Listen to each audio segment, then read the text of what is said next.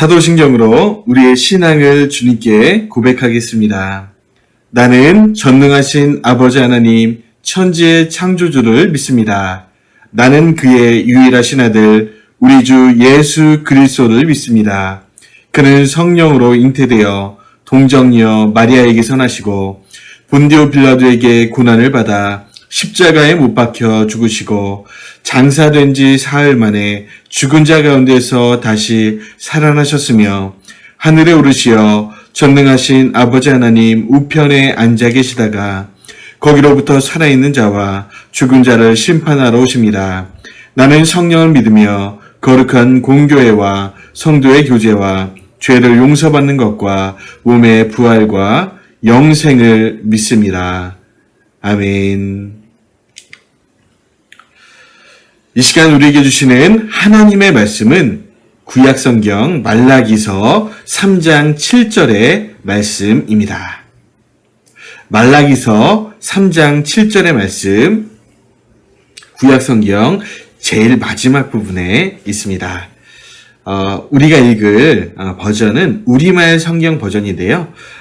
제가 한번 봉독하겠습니다. 눈으로 우리 말씀을 같이 따라서 읽어보셨으면 좋겠습니다. 시작. 너희 조상들의 때부터 너희는 내 규례에서 떠나 지키지 않았다. 내게 돌아오라. 그러면 나도 너희에게 돌아가겠다. 만군의 여호와께서 말씀하셨다. 그러나 너희는 우리가 어떻게 해야 돌아갈 수 있습니까? 라고 말하는구나. 아멘. 네, 반갑습니다. 소녀부 친구들, 선생님들, 이 예배에 함께 참석하신 부모님들을 주의 이름으로 환영하고 축복합니다. 미리 광고 드린 것처럼 이번 주일 예배, 그리고 다음 주일 예배는 온라인으로 드리도록 하겠습니다. 이 코로나의 상황이 점점 심각해지면서 이렇게 예배하게 되었는데요. 그러나 우리가 이 코로나의 팬데믹 시대를 지나면서 마음속에 깨달은 한 가지 중요한 사실이 있습니다. 그것은 무엇입니까? 우리는 주님의 움직이는 교회다. 우리는 주의 움직이는 교회, 이곳은 주님을 위한 자리, 내가 기도하는 모든 땅 위에서 하나님 예배받을 그날을 고대하네. 그래요. 우리가 서 있는 자리가 어디든 장수가 어디든 하나님은 우리의 예배를 받고 계신다. 우리의 예배를 기다리고 계신다. 그 하나님 앞에 우리가 서 있는 장소는 다르지만 함께 예배하길 소망합니다. 살아계신 하나님께요. 지금부터 그 하나님 앞에 나갑시다. 준비되셨죠? 시작합니다. 자, 오늘 말씀의 제목을 다 같이 한번 읽어보겠습니다. 시작. 이처럼 사랑하시니라. 오늘은 창세기부터 시작된 구약 성경의 스토리가 마무리되는 주일이에요. 1년 반 동안 고생 많으셨습니다. 그리고 우리의 구약 성경 스토리들을 배워가면서 새롭게 깨닫고 또 도전되고 결단한 내용들이 많이 있으실 거예요. 또 감사한 것이 미리 광고드리면 다음 주부터 여름 성경 학교가 4주간 이어지는데요.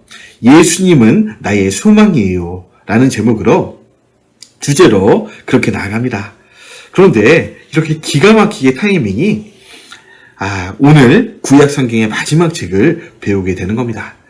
하나님의 시간표가 얼마나 세밀하신지 일부러 맞추려고 해도 이렇게 맞출 수가 없을 것 같아요. 그런데 오늘 말라기서를 보게 되면서 하나님이 주실 감동은 더 클 것이라 예상됩니다. 기대가 되시죠? 이처럼 사랑하시니라. 어떻게 우리를 사랑하셨고 구약 이스라엘 백성을 사랑하셨는지 이 사랑의 고백 그리고 하나님의 절절한 그 마음을 함께 나누며 또 하나님의 마음 깊은 곳으로 들어갈 수 있었으면 좋겠습니다. 복습을 해보죠. 지난주에 느헤미야라는 위대한 하나님의 사람이 드디어 백성들과 함께 성벽 건축을 마무리했습니다. 그리고 초막절 성경 강좌를 에스라와 함께 하게 되었어요. 그리고 에스라는 이 완공된 성벽에서 기쁨으로 느헤미야의 도움을 받아 성경을 읽고 가르치는 위대한 성경 부흥, 하나님 부흥의 역사를 시작하게 됩니다.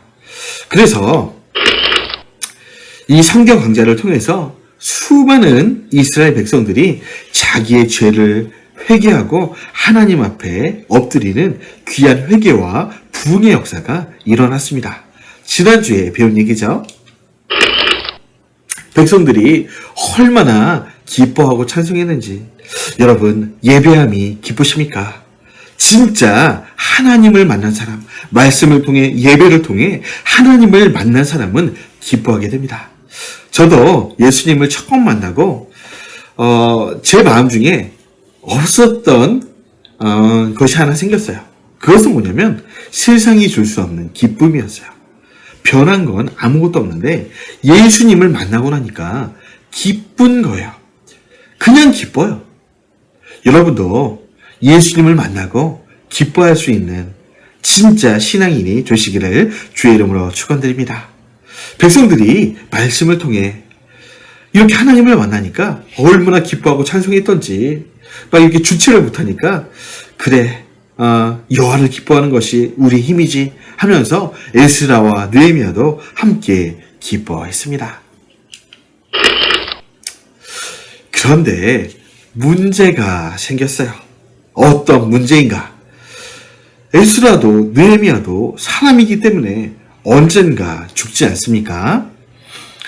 에스라도 나이가 많아 죽고 느헤미야도 세상을 떠나게 되었습니다. 그러니까 이스라엘 백성들이 다시 예배를 제대로 드리지 않게 된 겁니다. 아니, 얼마 전 에스라와 느헤미야가 살아있을 때만 해도 말씀을 읽고 또 예배의 기쁨이 회복되고 기뻐 춤추면서 하나님을 노래했던 이 백성들이 시간이 점점 지날수록 이 감격도 사라지고 기쁨도 사라지고 그렇게 된 거예요. 그래서 이런 얘기들이 백성들 사이에 공공연하게 울려 퍼지게 된 거예요. 아이고 벌써 주일이야. 귀찮아 죽겠네. 아니 예물 가져오라고 하는데 우리 예물 중 양 좀 어디 있어? 양 좀 가져와봐. 양 중에서 가장 흠이 있는 거 그런 거 좀 드리자 대충. 이렇게 얘기하는 거예요. 또 뭡니까? 그 당시 11조라고 하죠. 우리가 지금도 드리고 있는데 자기 소득의 10분의 1을 또 예배당에 가지고 올 때 이 10분의 1의 예물을 가지고 그 당시 레위인들, 제사장들이 먹고 살 수 있었어요. 그런데 아이고 우리도 먹기 살고 하는 게 힘든데 11조 하지 말고 헌금도 하지 말자. 헌금도 대충 하자. 그런데 아예 안 할 수는 없으니까 또 이렇게 안 했다가는 하나님이 우리를 혼내실지 몰라. 이러면서 그냥 대충 조금씩 드리자. 눈가림만 하자. 이렇게 얘기하는 거예요. 여러분, 이 동물이 뭡니까? 악어죠, 악어. 크로커다일. 이 악어에 아주 특이한 버릇이 있다 그래요. 여러분, 이 버릇에 대해서 알고 있나요? 여러 버릇들이 있을 수 있지만 대표적인 이 버릇이 뭐냐면, 자, 퀴즈입니다. 한번 맞춰보시죠. 악어는 먹이를 잡아먹을 때 한다. 뭡니까? 알고 계시죠? 정답은 악어는 먹이를 잡아먹을 때 눈물을 흘린다 입니다. 눈물 3방울 찔끔찔끔 흘리고 있죠? 그래서 이런 것들을 일컬어 악어의 눈물이라는 이 관용어로 쓰고 있는데 이게 뭐예요? 아니 악어가 먹이를 먹는 거는 그 먹이 입장에서는 굉장히 슬픈 일이죠. 그런데 악어는 먹으니까 기쁠 거 아니에요. 그런데 눈물을 쭉쭉 흘리면서 미안하다 막 이러면서 막 먹고 있다는 거예요. 그러니까 눈물 흘리는 행위와 먹고 있는 행위가 상반되었다는 거죠. 다르다는 거예요. 뭐 먹을 때는 되게 기쁘잖아요. 그러니까 웃어야 되는데 뭐 속은 기쁘면서 겉으로는 눈물을 흘리면서 먹는다. 그러니까 겉 다르고 속 다르다. 겉과 속이 다른 사람들을 지칭할 때 이 악어의 눈물이라고 얘기를 하죠. 뭐 그런 것뿐만 아니라 뭐 겉으로는 저 친구를 싫어하는데 겉으로는 좋아하는 척. 반대로 속으로는 엄청 좋아하는데 겉으로는 뭐 그냥 관심 없는 척. 우리 소년부 친구들 그렇게 지금도 하고 있는 친구 있죠? 예, 뭐 예상이 되는데 뭐 그럴 때 우리가 악어의 눈물이라고 하는 거예요. 그런데 중요한 게 뭡니까? 오늘 이스라엘 백성들이 이런 악어의 눈물의 예배를 드리고 있었다는 거예요. 볼까요? 자, 이렇게 겉으로는 뭐 번제를 드리는 것 같죠? 태울 번자, 제사 제자. 그래서 제물을 태워서 하나님께 올려드리니까 뭐 겉으로는 뭐 열심히 예배를 드리는 것 같아요. 그런데 속마음이 어떻다는 거예요? 아이고 왜 이렇게 안 끝나냐? 피곤한데. 빨리 끝났으면 좋겠다. 막 이런 거예요. 두 번째 뭡니까? 아니 뭐 예물을 많이 가져온 것 같죠? 그런데 예물을 딱 나눠가지고 야, 좀 빼돌리자. 아니 11조 이거 다 할 필요 있어? 우리가 이렇게 다 한다고 뭐 하나님이 알아주시기나 할까? 그냥 적당하게 그렇게 뭐 드리자 이러면서 막 이렇게 돈도 빼돌리고 예물도 빼돌리고 뭐 이렇게 한 거예요. 근데 대부분의 이 당시 이스라엘 백성들의 이 신앙은 예배당에서는 그냥 거치대로 예배를 하고 있는 건 같아요. 뭐 오늘날로 치면 주일이 돼서 성경책을 가지고 예배 자리에 앉아서 예배를 드리는 것 같아요. 오, 저 사람 신앙 좋다! 라고 말할 수 있는 것 같은데 예배당을 나가서는 마치 하나님이 없는 사람들처럼 행동을 했다는 거예요. 여러분, 이 이스라엘 백성들의 표정을 봐요. 화나 있죠. 그리고 막 서로 싸우고 있죠. 뺏고 있죠. 이런 예배와 예배당 바깥에서의 삶이 완전히 다른 악어의 눈물의 예배를 드리고 있었다는 겁니다. 언제부터요? 에스라와 느헤미야라는 위대한 하나님의 사람이 세상을 떠난 다음부터요. 그래요. 그래서 오늘 온라인 예배를 드리는데 코로나 시대의 신앙이 우리가 다시 한번 가슴에 새겼으면 좋겠습니다. 핵심은 뭐예요?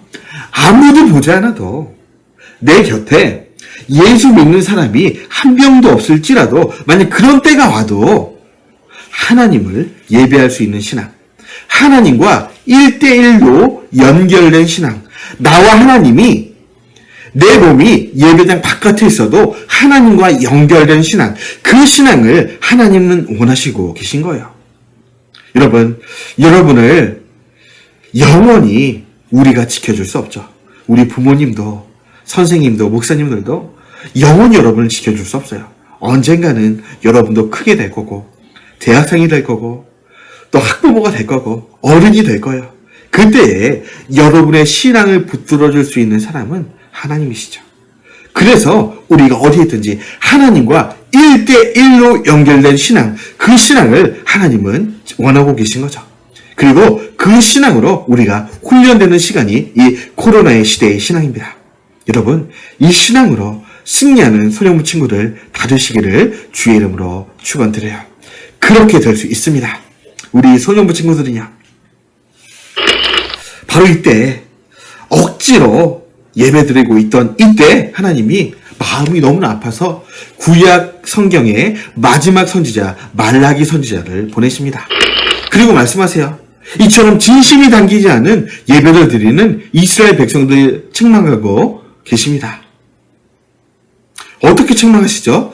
제일 처음 말라기서 1장 1절 2절에 하나님이 어떻게 말씀하시냐면, 야, 내가 너희를 지난 1500년간의 이 구약 성경 역사 동안 이처럼 이렇게 사랑했는데 어떻게 너희가 나한테 이럴 수가 있냐?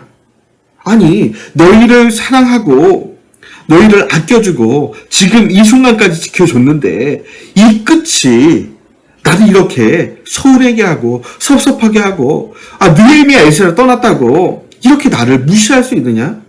내 마음을 아프게 할 수 있느냐? 어떻게 이렇게 대충 예배할 수 있느냐? 너희가 날 사랑하는 거 맞냐? 이렇게 하나님이 마음속 깊은 곳에 있는 섭섭함과 그 마음을 꺼내놓으셨어요. 우리 말라기 1장 1절 2절 말씀을 다 같이 한번 읽어봅시다. 과연 그런지 말이죠. 시작. 이것은 주께서 예언자 말라기를 통해 이스라엘 백성에게 주신 경고의 말씀이다. 하나님 얼마나 화나셨는지 경고하고 계시죠? 2절 시작.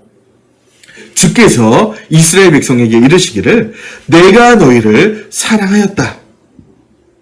내가 너희를 지금까지 사랑한 것이 사실 아니냐 하고 말씀하시는데도 너희는 말하기를 이스라엘 백성이 이런 하나님의 사랑 고백에 어떻게 대답하고 있다는 거예요? 주께서 어떻게 우리를 사랑하셨습니까? 난 몰라요. 이렇게 화를 내면서 대답하고 있다는 거예요. 하나님이 사랑한다. 어떻게요? 언제요? 구체적으로 설명을 좀 해주세요. 전 몰라요. 이렇게 대들고 있는 거예요. 이 분위기가. 언제 우리를 사랑했어요? 정확하게 하나님 증거를 좀 주세요. 증거를.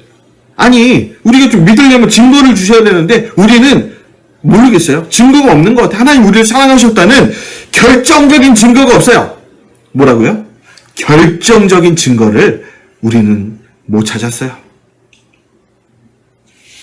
생각해보면 그렇지 않아요? 여러분 지난 1년 반 동안 우리가 구약성경을 우리가 살펴봤는데 이스라엘 백성은 하나님께 혼나는 기억은 참 많았어요. 그렇죠? 아니 광야를 지날 때도 하나님 원망했다고 혼나고 40년 동안 광야를 떠돌기도 하고 정말 힘들게 가나안 땅에 들어갔는데 이렇게 좀 잘못했다고 하나님께 또 혼나고 또 결정적으로 가장 최근에 어떤 일이 있었어요? 좀 하나님 잘못했다고 바벨론에 끌려갔잖아. 바벨론에 끌려가서 엄청나게 맞고 그러니까 이스라엘 백성 입장에서는 하나님을 예배하는 것이 뭐냐면 너무 많이 혼나니까 혼나기 싫어서 억지로 예배하게 되었다는 거예요. 억지로 꾸역꾸역. 왜요? 또 이렇게 안 하면 이렇게라도 안 하면 또 하나님이 회초리 들고 나 혼낼까 봐. 그러니까 하나님을 사랑해서 예배한 게 아니라 혼나지 않기 위해서 예배한 거야. 여러분 그런 사람들이 지금도 있겠죠. 우리 소녀부 친구들 중에도 있는지 모르겠고 옛날 우리 부모님 세대는 그런 사람이 참 많았던 것 같아요. 너 공부 안 하면 밥 안 준다. 여러분 혹시 지금도 듣고 있는 얘기 아니에요? 그럴 부모님들은 많이 안 계시겠지만 예전에는 그렇게 많이 하셨던 것 같아요. 너 뭐 안 하면 밥 안 준다. 옛날에는 우리 할아버지 할머니 세대 때는 먹을 게 많이 없었기 때문에 너 밥 안 준다는 이 말이 굉장히 충격적인 얘기였죠. 그래서 밥을 먹기 위해서 공부도 열심히 하고 부모님 말씀 잘 듣고 이랬던 것 같아요. 마찬가지로 지금 이스라엘 백성도 에스라 느헤미야 있을 때는 위대한 하나님의 사람들이 하나님을 예배하자고 하니까 아유 그래요 따라갈게요 이랬지만 나를 지도해주는 사람도 사라지고 하니까 그냥 하나님께 혼나지 않을 정도로만 억지로 꾸역꾸역 예배한 거예요. 혹시 마음이 찔리는 소녀부 친구들 선생님 부모님 계신 거 아니에요? 나도 그랬는데 그냥 주일에 예배 안 드리면 혼날 것 같고 가다가 사고 날 것 같고 또 우리 소년부 친구들은 안 가면 엄마 아빠 혼나니까 선생님 전화 오니까 이렇게 할 수 있겠죠. 그런데 하나님은 이 작은 마음, 내 마음, 하나님을 예배하는 이 모든 마음을 다 알고 계셨다. 그리고 지금 우리가 온라인이지만 하나님을 예배하고 있는 우리의 깊은 마음속까지 하나님은 이미 알고 계신다. 그런데 여러분 중요한 게 있어요. 아까 이스라엘 백성이 뭐라 그랬어요? 하나님 나를 사랑하는 증거를 좀 보여주세요. 이렇게 되묻는 구체적인 증거를 달라는 이 이스라엘 백성의 이 물음에 하나님이 놀라셨어요. 그리고 충격을 받으셨어요. 왜냐면요, 실제로 하나님이 생각해 보니까 그런 거야. 내가 혼내긴 많이 혼냈는데 이스라엘 백성이 내가 정말 너희를 사랑해서 이런 거다 라고 생각할 만한 그런 일은 안 하셨던 것 같다는 생각이 퍼뜩 드신 거죠. 그러니까 무슨 얘기예요? 하나님도 자기 백성을 너무너무 사랑하는데 그 사랑을 전달해주는 방법에는 서툴렀다. 여러분, 혹시 이 예배 부모님과 드리는 친구들도 있을 텐데 우리 부모님의 눈을 한번 보세요. 여러분을 얼마나 사랑하시는지. 그런데 때로 여러분을 사랑하는 그 사랑을 표현하는 방법을 모를 때가 있다는 거예요. 하나님도 똑같아요. 우리를 너무너무 사랑하시는데 하나님의 사랑을 표현하고 나타내는 방법이 서투를 수 있다. 그래서 하나님이 이 질문을 받으시고 딱히 대답할 말씀이 없으신 거죠. 그래서 지구를 떠나 하늘로 슉 올라가셔서 400년 동안 고민을 하십니다. 실제로 400년 동안 하나님께서 이스라엘 백성과 어떠한 대화도 하지 않으셨어요. 그리고 곰곰이 생각하십니다. 그리고 400년 후에 이 말라기서가 기록된 BC 400년 그리고 예수님이 태어나시는 AD 0년 이때 이 약 400년의 기간, 이 기간이 흐른 다음에 바로 하나님이 결정적인 사랑의 증거를 보여주시는데 그게 뭐예요? 예수 그리스도. 하나님은요, 하나님의 아들 예수님을 십자가에서 달리게 하십니다. 그래서 하나님의 사랑을 보여주셨어요. 구체적 사랑의 증거, 예수 그리스도를, 그 예수 그리스도라는 답을 이스라엘 백성에게 주십니다. 로마서 5장 8절에 이렇게 돼 있죠. 하지만 하나님의 독생자 그리스도께서는 우리가 아직 죄인이었을 때에 우리를 위해 죽으셨습니다. 하나님께서는 우리를 위한 자신의 사랑을 이런 식으로 보여주셨습니다. 하나님이 세상을 이처럼 사랑하사 독생자를 주셨으니 이는 그를 믿는 자마다 멸망하지 않고 영생을 얻게 하려 하심이라. 이전에 여러분 그렇지 않습니까? 아주 중요한 말씀인데 여러분 아까 구약성경의 마지막 말라기의 백성들이 뭐라고 얘기했어요? 증거를 구체적으로 보여주세요 라고 하니까 하나님이 그래 증거를 보여줄게. 내가 너희를 이렇게 사랑한다. 이처럼 사랑한다. 그 증거는 예수 그리스도 하나밖에 없는 나의 아들 독생자를 너희를 대신해서 십자가에 내어줄 정도로 너희를 사랑한다. 그리고 사랑했다. 그리고 사랑할 거다. 그리고 이 죽음을 통해 너희를 영원히 살게 하고 나와 함께 영원히 살게 할 거다. 그것이 나의 사랑의 방법이다. 여러분, 죄가 없어야 구원받을 수 있죠. 그런데 어떻게 하면 죄가 없어집니까? 깨끗하게 목욕을 하면 되나요? 아니요. 열심히 수련하고 공부를 하고 막 지식을 깨닫고 득도를 하고 108배를 하고 이런다고 구원받습니까? 죄를 없앨 수 있습니까? 아니요.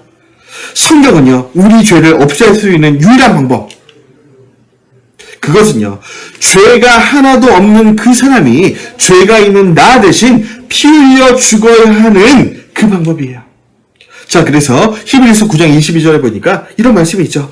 피 흘림이 없은즉 사함이 없느니라. 누군가 피를 흘리지 않으면 용서함이 없다. 피 흘림이 없으면 죄에서 구원받을 수 없습니다. 반면에 피 흘림이 있다면 죄에서 구원받을 수 있습니다. 그런데요, 이 세상에서 나를 대신해서, 이 죄된 나를 대신해서, 이 더러운 피를 대신해서 피 흘려줄 사람이 세상에는 없다는 거예요. 부처님이요? 아니요. 공자가요? 위대한 인격자 공자가요? 아니면 내 친구가요? 내 부모님이요? 물론 내가 널 사랑한다. 내가 널 위해 죽을게 할 수 있겠죠. 그러나 그도 죄인이다. 그도 죄의 피를 갖고 있기 때문에 그가 나를 대신해 죽는다고 해서 우리 죄가 없어지는 게 아니다. 이 세상에서 나를 대신해서 피 흘려 죽으시는 분, 그리고 그 피가 나의 죄를 깨끗게 하실 수 있는 유일한 분은 바로 하나님의 아들, 하나님께서 유일한 사랑의 증거로 내어주신 예수 그리스도의 십자가의 보혈, 그것밖에 없다는 거예요. 죄 없으신 하나님의 아들 예수 그리스도가 우리가 지은 모든 죄의 죄를 십자가로 지고 골고다 언덕을 오르십니다. 그리고 내가 손으로 지은 죄, 가슴으로 지은 죄, 발로 지은 죄, 이 죄를 용서하시기 위해서 손으로 지은 죄는 손에 못이 박히시고, 가슴으로 지은 죄는 가슴에 못이 박히시고, 발로 지은 죄는 발에 못이 박히심으로 우리의 모든 죄를 용서하시려고 하실 거예요. 실제로 로마 군병이 결정적으로 배에 창을 찌릅니다. 물과 피가 다 쏟아집니다. 우리가 지은 모든 죄가 이 피의 보혈로 용서받게 되는 거예요. 누가요? 이 피의 보혈을 믿고 예수 그리스도를 나의 주님으로 영접한 그 사람이에요. 우리가 다음 주부터 예수 그리스도에 대해서, 예수님은 나의 소망이에요, 이 주제를 가지고 성경 학교를 진행합니다. 예수님에 대해서 더 깊이 있게 배우게 될 건데, 여러분, 이 말라기서의 마지막 메시지가 바로 예수 그리스도라는 사실, 얼마나 귀합니까? 내가 너희를 이처럼 사랑하노라. 세상을 구원하기 위해 내가 십자가에서 죽겠다. 세상일 수도 있고, 더 작게만 하면 바로 나를 위해서 내가 십자가에 죽는다. 여러분 개개인을 위해서 내가 십자가에서 죽노라. 이 사랑의 외침을 발견할 수 있는 소년부 친구들 다 되시기를 주의 이름으로 축원드립니다. 오늘 말씀을 정리합니다. 여러분, 하나님이 우리를 사랑하시는 증거는 돈이 아니에요. 왜 돈이 아닙니까? 예수님을 믿지 않는 많은 사람도 돈을 많이 벌기 때문이요. 반면에 예수님을 너무 잘 믿는 사람들도 돈을 못 번 사람이 얼마나 많은데요. 아니, 그 정도가 아니라 예수님을 믿기 때문에 손해보고 돈을 못 버는 사람이 더 많을 겁니다. 왜요? 우리는 하나님을 사랑하기 때문에 헌금도 하고, 또 이웃의 아픔을 또 우리가 그냥 지나칠 수 없잖아요. 그러니까 도와주느라고 또 우리 가진 이 물질을 나눠주기도 하고. 그러니까 내가 돈이 많다는 것이 하나님이 나를 곧 사랑하신다는 증거가 될 수 없다는 거예요.